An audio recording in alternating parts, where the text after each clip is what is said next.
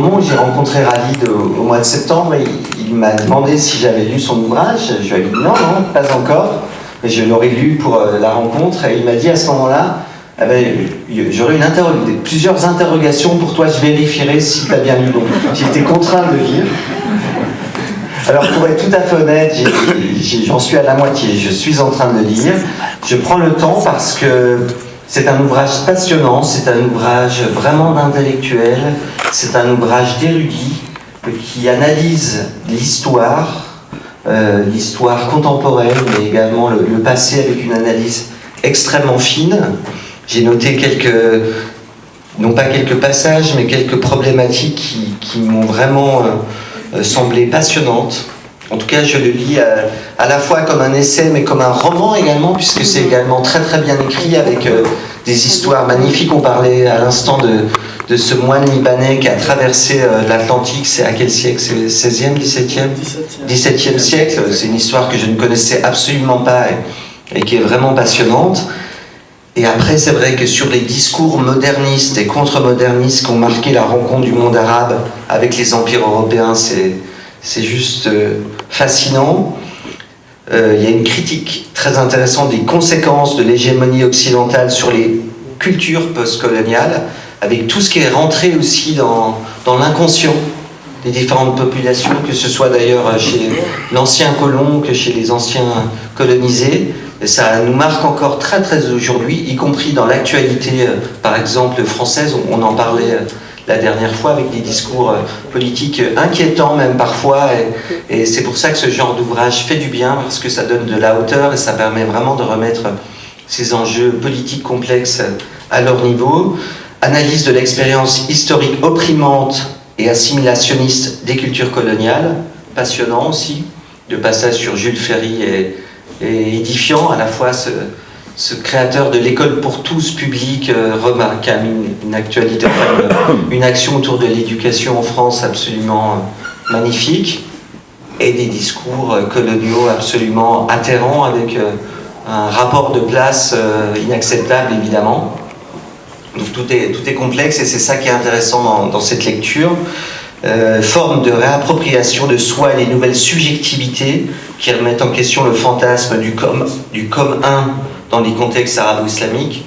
Toute la période de Nasser de ton ouvrage est fascinante de ce point de vue-là, avec les espérances que ça a apporté, mais les contradictions que ça a pu soulever aussi par la suite et encore aujourd'hui. La relativisation du singulier et de la modernité occidentale érigée en paradigme universel. La proposition d'une réflexion sur la modernité hétérogène venue d'Occident et d'ailleurs. C'est ça qui est intéressant également dans cet essai, c'est qu'il y a une proposition d'une vision différente de cette situation, très très fine, extrêmement intéressante, avec cette notion de modernité disjonctive, intégrant différents modes de vie et d'expression de provenance diverses. Évidemment, là on est vraiment dans le Maroc contemporain, on est dans des interrogations contemporaines fascinantes, politiques, culturelles, économiques, qui sont vraiment très très riches. Bref, voilà, je vais continuer à lire cet ouvrage parce qu'il me passionne et il m'apprend énormément. Moi qui viens d'arriver il y a 2 mois, c'est une magnifique découverte du Maroc et de nombreuses questions politiques, culturelles, socio-économiques, sociologiques, sociolinguistiques, vraiment passionnantes. Donc, merci infiniment d'être parmi nous, et grand merci à vous, professeur Elmarabed, pardon. Vous êtes professeur au LIDEX et on a un très bon partenariat avec le LIDEX, et merci beaucoup d'avoir d'ailleurs initié ces idées de rencontres en mutualisant nos invités. Je sais que vous serez au LIDEX également demain, donc voilà, merci infiniment de ce magnifique partenariat et merci d'avoir accepté d'être avec nous ce soir. Merci encore Khalid, et excellente soirée à tous.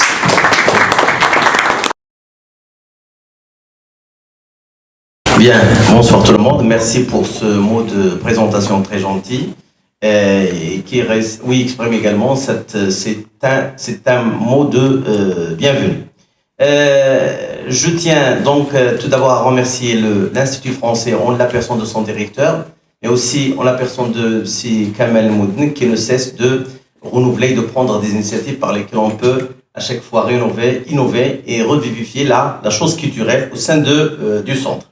Nous avons l'honneur de recevoir aujourd'hui Zikri Khalid, comme le veut la tradition, je vais le présenter. C'est un professeur à l'université de Meknès, mais en même temps, c'est quelqu'un qui a participé à des séminaires dans des universités allemandes et françaises, Leipzig, Mannheim et Aix-la-Chapelle. Sa création, ses interventions sont généralement à la jonction du littéraire, mais aussi des sciences sociales. Il a écrit, entre autres, L'Incipit et Clausule dans les romans de Rachid Memouni en 2004. Deuxième essai, Fiction du réel en 2006. Et puis des travaux en co-direction, par exemple, de repenser le Maghreb et l'Europe en 2010, lire les villes marocaines en 2011, études postcoloniales, théorie, art et littérature en 2011, toujours dans le cadre de ces co-directions. Et puis, récit du corps au Maroc et au Japon en 2013, toujours dans le cadre de cette co-direction. Un ouvrage dans le cadre de cette co-direction également, littérature du Maghreb et d'Afrique subsaharienne, lecture croisée. Donc rien qu'à partir de ces titres, on peut bien dire que l'intérêt de notre conférence aujourd'hui est multiple et puis il dépasse le cadre spatial, le cadre maghrébin, le cadre européen et puis établit des passerelles entre ces différentes sphères d'action culturelle et artistique. Et le livre autour duquel nous sommes réunis aujourd'hui, c'est Modernité arabe, de la modernité à la globalisation. Et le premier élément qui attire l'attention, c'est une question qui est légitime dans un premier temps, pourquoi cette pluralité, pourquoi les modernités au lieu de parler d'une seule modernité, Donc il y a initialement la chose qu'il faut comprendre dans un premier temps, c'est la critique qui est centrée sur l'articulation du monde arabe et son rapport avec l'hégémonie européenne. Il y a cette vision qui est relative à la précédence du point de vue européen dans l'orientation du monde arabe. Il y a cette manière, cette tendance à analyser la réapprobation de soi, ou ce que Michel Foucault appelle la construction de soi, face à quelqu'un qui cherche toujours à nous aliéner. Et puis, donc, il y a dans l'œuvre, la chose que l'on peut comprendre d'une manière initiale, c'est qu'il y a tendance à dépasser la dichotomie arabo-islamique et la modernité occidentale. Donc, d'où le terme qui est récurrent dans l'œuvre, la modernité disjonctive. C'est l'élément à partir duquel on peut bien tenir un discours et permettre, et demander à M. Khalid, bien sûr, de nous éclairer davantage sur la question. Donc, il s'agit de dépasser le paradigme occidental comme vecteur et prisme idéologique de l'édification d'une certaine modernité. D'où cette hétérogénéité, cette identité plurielle et composite. La modernité disjonctive tient donc de la sphère arabe et de la sphère occidentale. Il y a la rencontre de plusieurs culturels et de plusieurs civilisations. On peut même parler que l'élément principal qui tient derrière la création de ce livre, bien sûr, ce n'est pas loin du livre de Huntington, Le choc des civilisations. Y a-t-il choc? Y a-t-il continuité? Y a-t-il discontinuité, etc. Donc, dès l'introduction du livre, l'auteur s'attarde sur la notion de l'ambivalence. Et puis, si vous lisez l'introduction, l'auteur met en garde concernant l'ambivalence, non pas en termes psychanalytiques, mais en termes au sens culturel et politique. Et d'où la possibilité de parler, bien sûr, de ce clivage. Il y a un déchirement, il y a un schisme. Et pourquoi cette schizophrénie à partir de laquelle on peut bien tenir un discours de défense. Donc, il y a une ambivalence spatiale et une ambivalence dans le discours. Il y a une idée intéressante également que l'on peut bien comprendre et que le Zikri Khalid va éclairer davantage dans l'œuvre. Le décalage entre la civilisation arabe et la civilisation occidentale tient principalement à cette absence de discours philosophique. Alors qu'en Europe, il y a cette prééminence du discours philosophique. Il a parlé d'Ibn Rushd à un certain moment qui a fait des efforts, mais les efforts n'ont pas été menés jusqu'au bout. Donc il y a une vérité divine et puis une vérité philosophique. D'accord? À la page 11, cette dichotomie et structure à peu près l'œuvre, et puis tient lieu de clé par laquelle on peut comprendre et éclairer pas mal d'articulations dans le texte. Il y a aussi un élément très intéressant qui sera éclairé par la suite par Zikri Khalid, c'est l'ambivalence spatiale. Et puis le rôle, et vous aurez l'occasion de nous éclairer sur la prépondérance du voyage, et quand je dis voyage, c'est-à-dire dans les explorations, les découvertes géographiques en Europe, c'était un élément, un tournant, un point climatérique, un point décisif, d'accord, avec Christophe Colomb, les navigateurs, Magellan, etc., Mais en même temps, à un certain moment, Zikri Khalid parle de ces voyageurs, Rafa'at Tahtawi, dans son livre, hein, Talkhis ou Takhlis al-Ibriz, fi wasf fi talkhis bariz. Donc voilà, l'occasion se présentera pour parler de ces parallèles entre les efforts qui ont été faits en Europe et les efforts qui ont été faits dans la sphère arabo-musulmane. Hein. On parlera également de l'initiative d'Étienne de la Boétie avec son livre Discours de la servitude volontaire. Et puis à un certain moment, peut-être il y a le livre dont vous avez parlé, Abdelrahman Kawakibi, hein, donc là, il y a des parallèles, mais il y a un décalage temporel. Il y a une citation que j'ai relevée.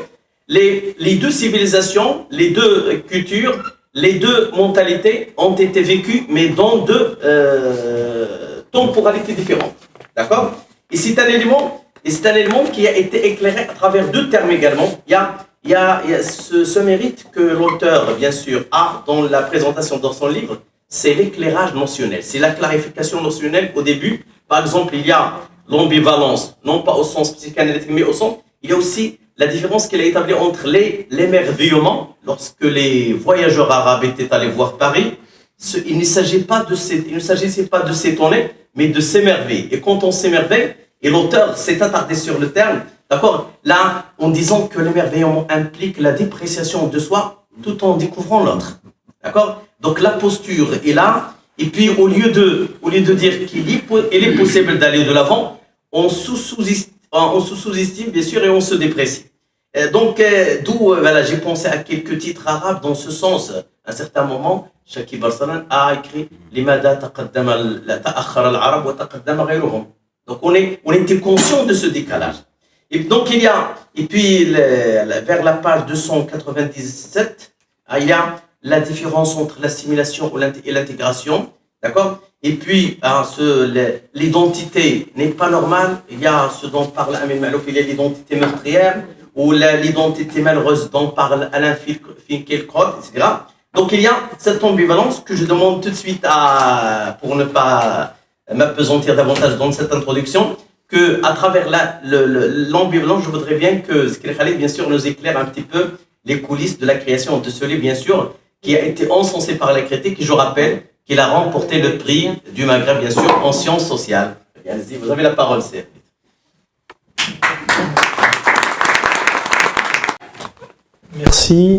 Merci Christophe pour cette présentation. Tu es dispensé du quiz, hein, donc pas d'examen. Merci à toi, Al-Hussein, pour cette présentation assez exhaustive et en même temps, peut-être qu'on ne va pas se mettre d'accord sur cette comparaison avec le choc des civilisations. Ça m'a choqué un peu. Mais c'est pour à la fois dire les choses légèrement et en même temps prendre mes distances par rapport à certains idéologues qui, en fait, étaient au service, bien sûr, ce qui est tout à fait légitime si l'on resitue les choses dans leur contexte politique.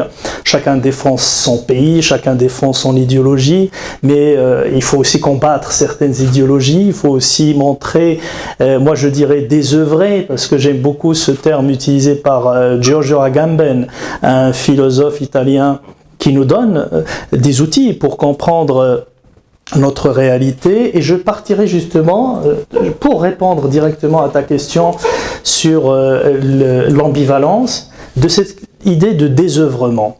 En fait, tout le travail que j'ai essayé de faire, on peut l'appeler, on peut le qualifier de désœuvrement d'un paradigme oppositif. Désœuvrement, je dois m'arrêter là-dessus un peu, et là je m'inspire beaucoup d'Agamben et de son travail, pas dans le livre mais par rapport à sa philosophie.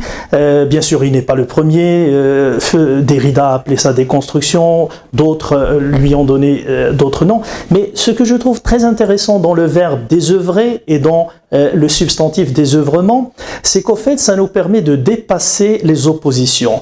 On désœuvre quelque chose qui est là pour la rendre inopérante. C'est-à-dire, il y a du pouvoir dans beaucoup de discours, et l'objectif, ce n'est pas d'éradiquer les discours totalement, mais plutôt de les désœuvrer pour qu'ils deviennent inopérants par rapport à la pression et au pouvoir qu'ils exercent sur les gens, sur le sujet.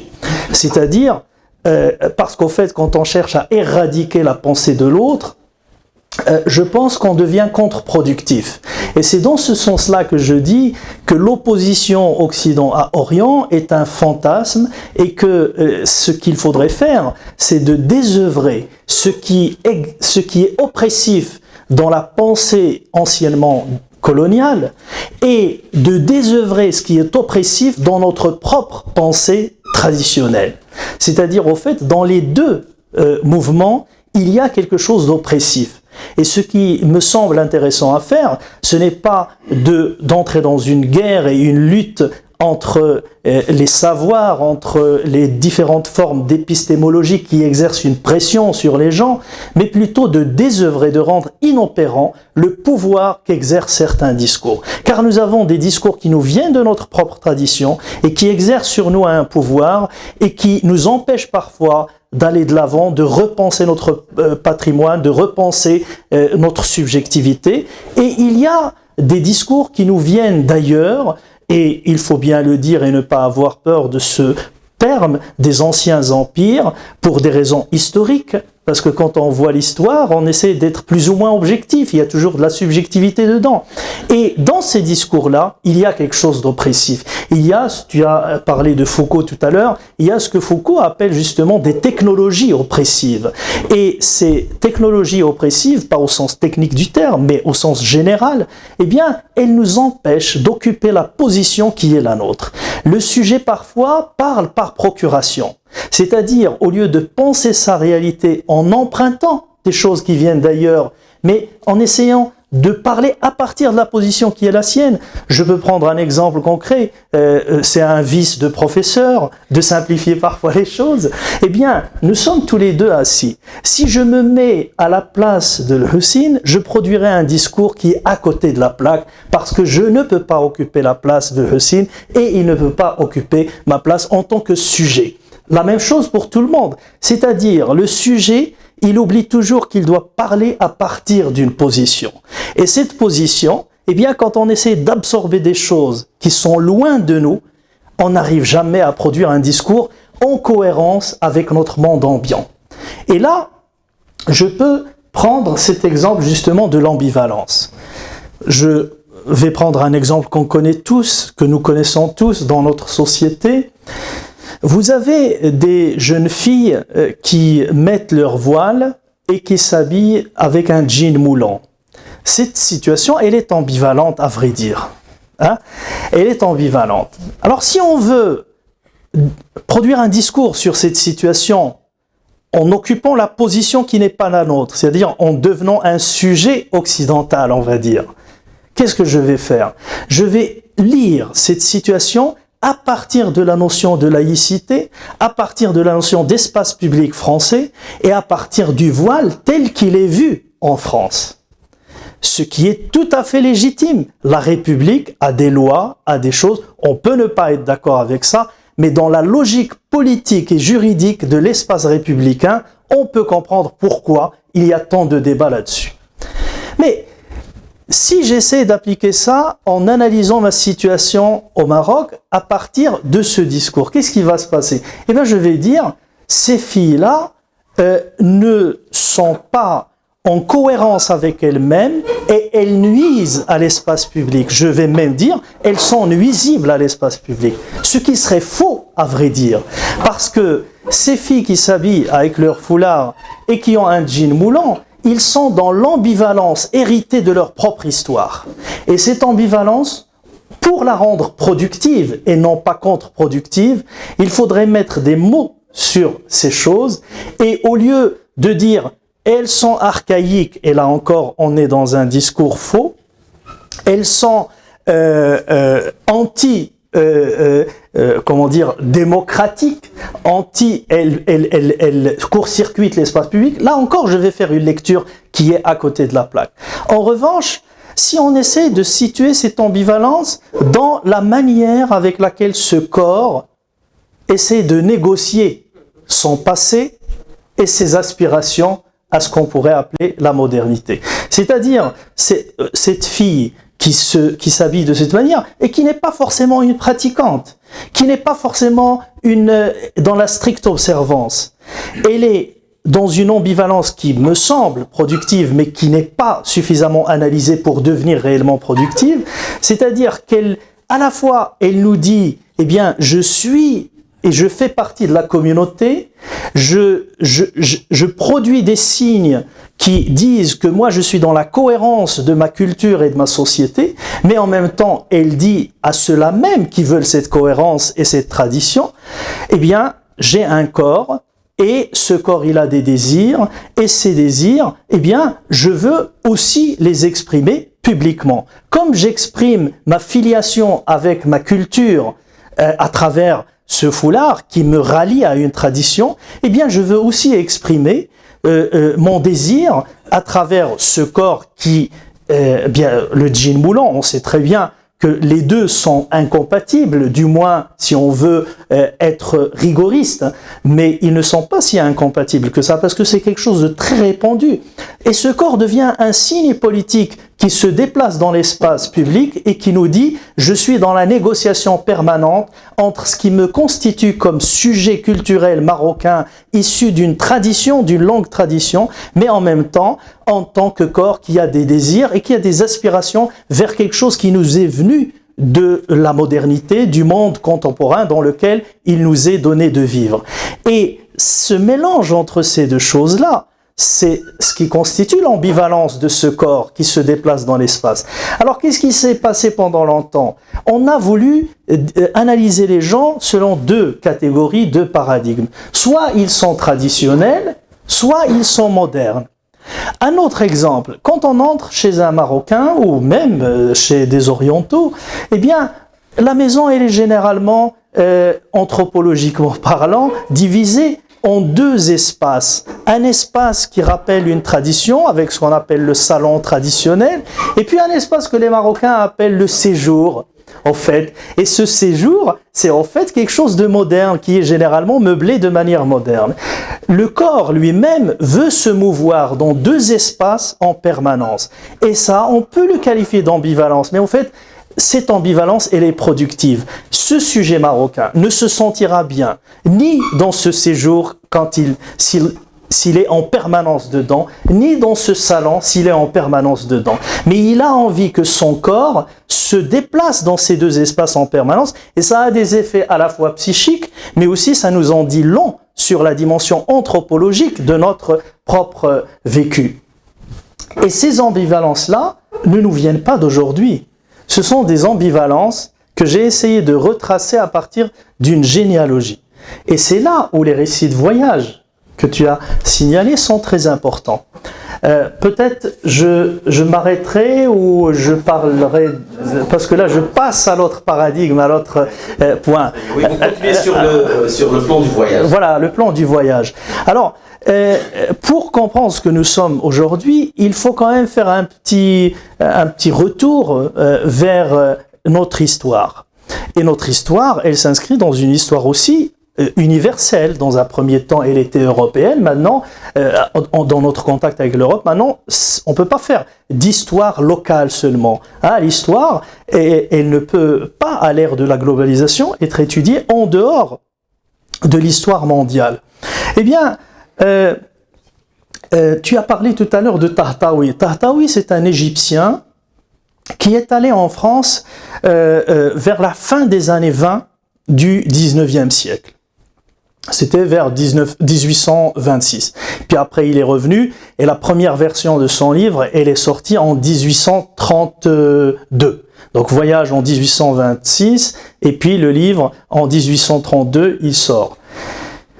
Alors, il est considéré, il est traduit dans plusieurs langues, hein, essentiellement l'anglais, l'allemand, le français, évidemment. Le français, c'est un certain Anwar Louqa qui l'a traduit. Il n'a pas traduit l'intégralité du texte, il a traduit des extraits, il a appelé ça « L'or de Paris ». L'or de Paris. Alors, parce qu'en fait, Al-Ibriz, il a pris le mot Ibriz, qui signifie aussi l'or, et il a pris cette dimension de l'or et en fait il a essayé de restituer le titre métaphoriquement. L'or de Paris, c'est au fond la quintessence de ce que l'auteur a vu à Paris, de ce que le voyageur a vu à Paris. Ce voyageur, il n'était pas parti à Paris pour étudier, hein. C'était pour accompagner des étudiants et il servait de ce qu'on appelle dans la tradition européenne un directeur de conscience. C'est-à-dire au fait c'est un imam qui devait un peu,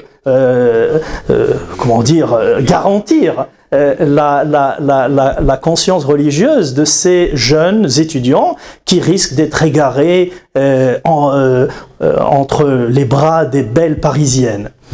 Et donc du coup, il fallait pas que ces gens-là, ces jeunes, sortent du droit chemin. Et lui, il était fasciné par la culture européenne et la culture française notamment. Il est allé contacter des orientalistes. Il a traduit la Constitution française de l'époque. Il a lu sur la géographie. Il a essayé de découvrir les textes du XVIIIe siècle. Alors, ce qu'il a fait, c'est à la fois, il y a chez lui à la fois une fascination pour le monde occidental, mais en même temps, dès que les constantes de sa culture islamique notamment sont touchées, il essaie de réajuster cette culture occidentale en fonction de sa culture. Dans ce cas-là, on peut parler d'une espèce d'islamocentrisme, d'une espèce d'arabocentrisme. Mais c'était plus de l'islamocentrisme qu'autre chose. Et pourtant, ce n'était pas un fanatique, c'était un homme très ouvert. Eh bien, on le sent dans ses traductions. Par exemple, d'abord, il a reproduit quelque chose qui est très ambivalent. Je vais y revenir, mais je donnerai quelques exemples de la traduction. Il a traduit, par exemple, démocratie par shura. Il a traduit le Parlement par Ahl al-Hall wal-Aqd. Ce sont des notions islamiques qui font courber la langue française devant la langue arabe. Or la traduction, tout à l'heure je discutais avec un ami de Walter Benjamin, la traduction c'est tout sauf faire courber une langue devant une autre. La traduction nous permet de féconder les ressources d'une langue par d'autres ressources linguistiques. Si je vais traduire démocratie par shura, je reviens vers le même, au lieu d'aller vers le différent, vers l'autre. Et au lieu de nourrir ma propre culture par quelque chose qui me vient d'ailleurs, je fais courber cette autre culture devant moi. Et qu'est-ce qui se passe? Tout sauf un acte démocratique de traduction, puisqu'il y a un acte de prosternation ici, d'une langue devant une autre. Eh bien, ce travail-là a été effectué par beaucoup, peut-être un peu moins par les Coptes, peut-être un peu moins par certains chrétiens, pas tous les chrétiens, mais la plupart des voyageurs arabes, et pour les voyageurs arabes, les voyageurs marocains, c'était encore plus clair, plus patent. Dans le récit, il y a beaucoup d'ambassadeurs qui sont partis, souvent sous la contrainte, parce que la France à l'époque voulait montrer toute sa puissance, et donc on les faisait venir pour leur montrer la flotte française, pour leur montrer la nouvelle administration des impôts, etc. Bon, il y a toute une histoire à faire sur ces liens entre les administrations françaises et marocaines, c'est une histoire fascinante, très intéressante. Et qu'est-ce qu'ils disent à chaque fois? Eh bien, ces gens sont civilisés, sont intéressants, mais s'ils étaient musulmans, ça aurait été mieux. Donc il y a quelque chose d'assez caricatural, à vrai dire, qu'on trouve. Mais dans ces récits, il y a des choses formidables. Par exemple, un récit qui est traduit en français sous le titre Le paradis des femmes et l'enfer des chevaux. Paris, c'est le paradis, c'est le 19e siècle. Hein. Ce récit a été écrit en 1860. Le paradis des femmes et l'enfer des chevaux, c'est quoi? Eh bien, les voyageurs ont observé que les femmes sont quand même un peu libérées à Paris. Et c'était l'époque où, dont parlait Zola, plus tard il va en parler, c'était l'époque vraiment où on commence à avoir des magasins, à avoir le lèche-vitrine, hein, rappelons-nous un peu tous ces romans de Zola, où on commence à découvrir, où la femme qui était tous les dimanches sous les bras de son mari se promener. D'un seul coup, la consommation va se développer, elle va lâcher le bras du mari, elle va aller faire les lèche-vitrines, et du coup la famille va en prendre un coup. Alors ils ont trouvé que les femmes étaient libres, et puis il y avait les cafés, les cafés-concerts, comme on les appelait, il y avait toutes ces choses-là, et ça les a un petit peu intrigués. Donc la femme est libre, c'est le paradis des femmes. Et l'enfer des chevaux, parce qu'ils avaient un rapport avec le cheval assez particulier, et du coup ils voyaient que les fiacres qui étaient là et qui étaient tirés par des chevaux, ils étaient malmenés, ces chevaux-là,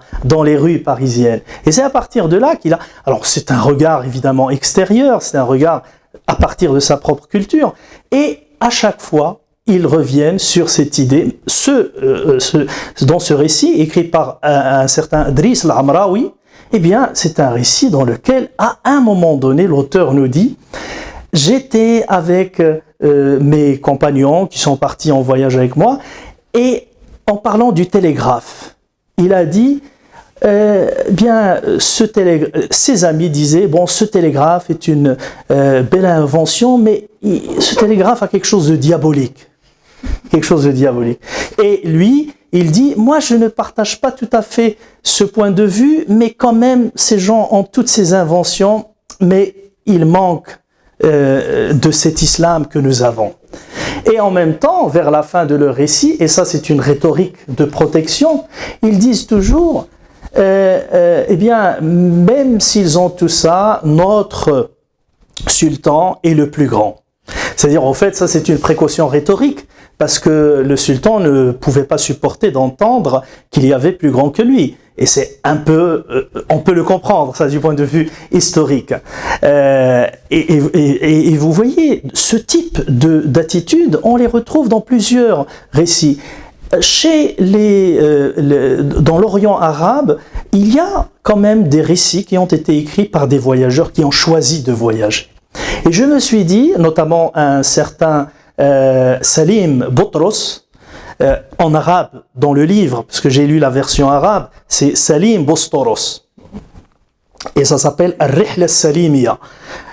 Alors, on a adjectivé le nom propre Salim, et donc on peut le traduire approximativement par le voyage salimien.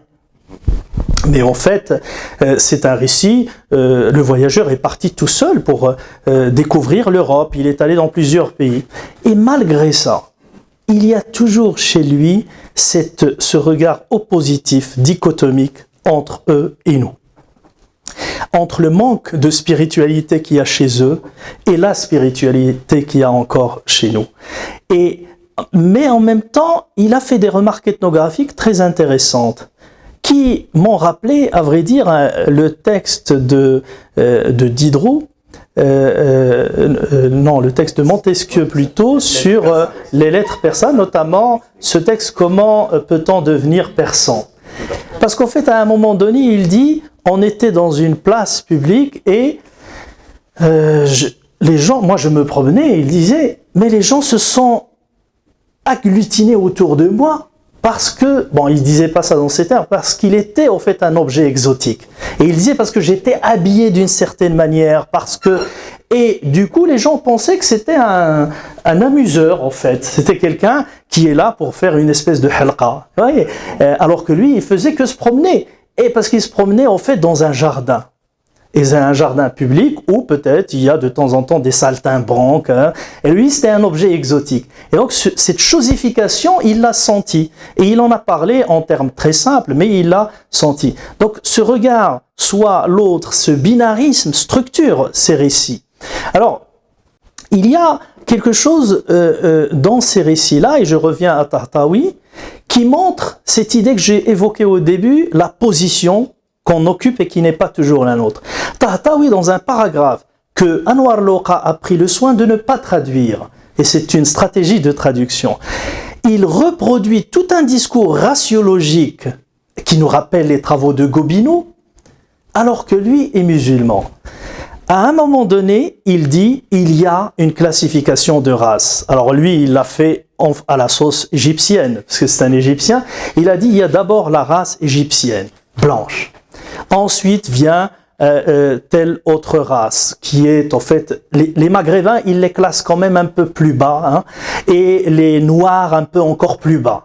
Et donc, il fait une typologie raciologique qui était à la vogue à l'époque, et qu'est-ce qu'il a fait? Il n'a fait que reproduire le discours qu'il a ingurgité quand il était en France.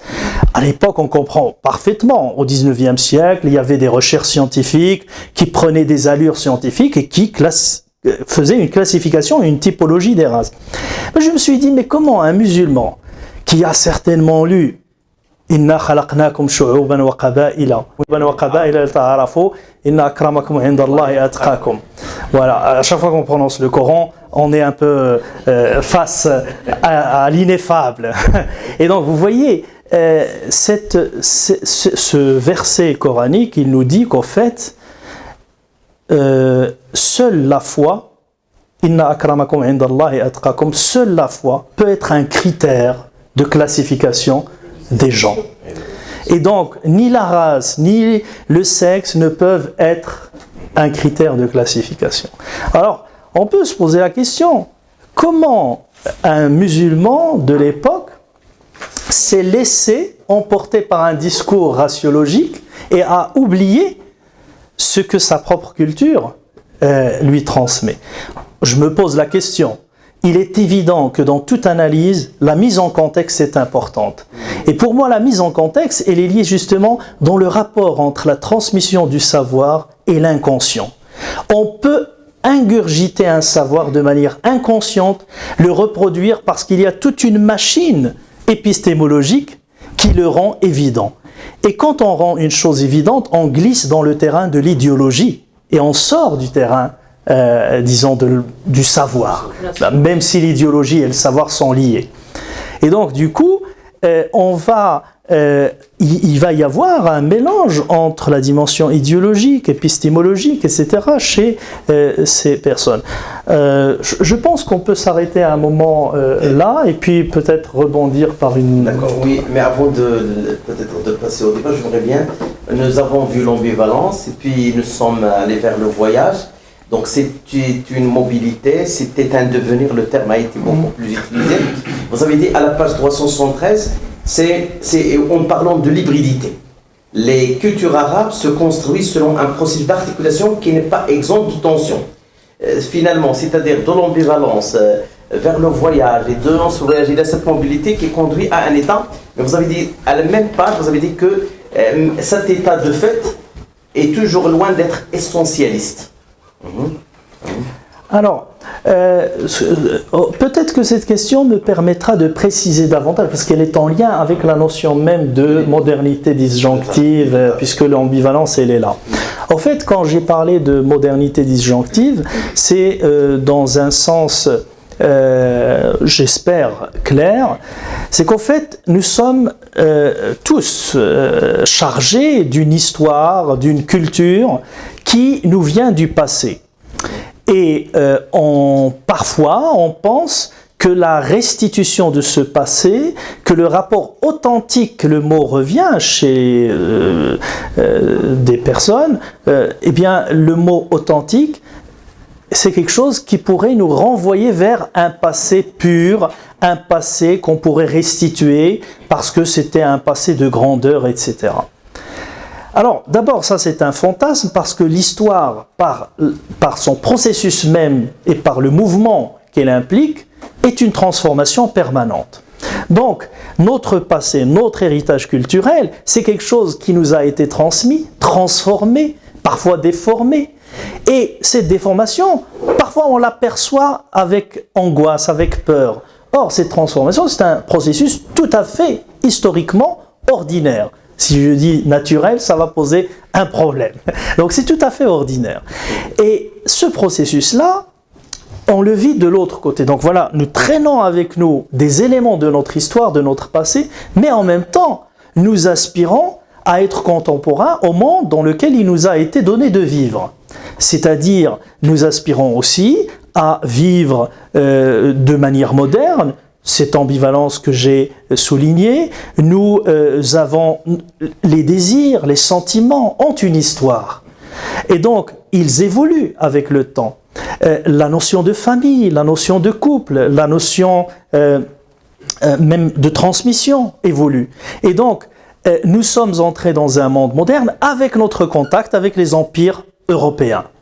Et ces empires européens, dans un contexte de violence, certes, et l'histoire de l'humanité est faite de violence, il faut bien le dire, eh bien, nous a transmis des choses qui sont entrées en concurrence avec nos propres ressources culturelles. Mais ces choses qui nous ont été transmises ont fait de nous ce que nous sommes aujourd'hui. Nous avons prélevé un certain nombre de choses de cette modernité, que ce soit un prélèvement des infrastructures ou un prélèvement sur le plan idéologique, sur le plan politique, sur le plan sociologique, sur le plan même de notre pratique quotidienne qu'on pourrait appeler peut-être culturelle, anthropologique, etc. Donc notre pratique quotidienne, nos relations sont aussi nourries par ce qui nous est venu de ces empires et qui nous a transformés, qui a transformé notre subjectivité. Donc, ancrage dans une histoire qui nous vient du passé, ancrage aussi dans un ensemble de valeurs, de choses qui nous ont été transmises par la modernité. Et souvent, on pense en termes de paradigmes oppositifs. Soit on est traditionnel, soit on est moderne. Or, la modernité disjonctive, c'est justement la rencontre de ces deux éléments dans notre subjectivité et qui fait de nous ce que nous sommes aujourd'hui. C'est-à-dire des êtres qui paraissent, si on veut les analyser selon l'opposition, comme des êtres ambivalents, mais au fait cette ambivalence elle est productive. Pourquoi productive? Parce qu'elle donne naissance à une nouvelle forme de vie, à une nouvelle manière d'habiter le monde. Et cette nouvelle manière d'habiter le monde, il est évident qu'elle a besoin d'être encadrée, en tout cas pensée. Et c'est ça peut-être qui pose problème dans des sociétés comme les nôtres, qui sont des sociétés en mutation, des sociétés qui n'ont pas encore su nommer les choses qu'ils vivent. Je prends un autre exemple, un Marocain, assez souvent il va à la mosquée le vendredi. Pour beaucoup d'entre les Marocains, ils vont le vendredi à la mosquée. Mais il peut, ce même vendredi le soir, se diriger dans un bar et aller boire un petit verre. Sans aucun problème. Alors, disons, c'est une attitude ambivalente. Pour certains sans problème, pour d'autres, ils négocient. Voilà, il y a une négociation permanente. Alors, on négocie avec tout, y compris avec la divinité, à vrai dire. Et du coup, il y a cette négociation permanente qui se fait. Et cette négociation permanente, c'est ce qui constitue le Marocain qui marche et qui est en chair et en os dans la société.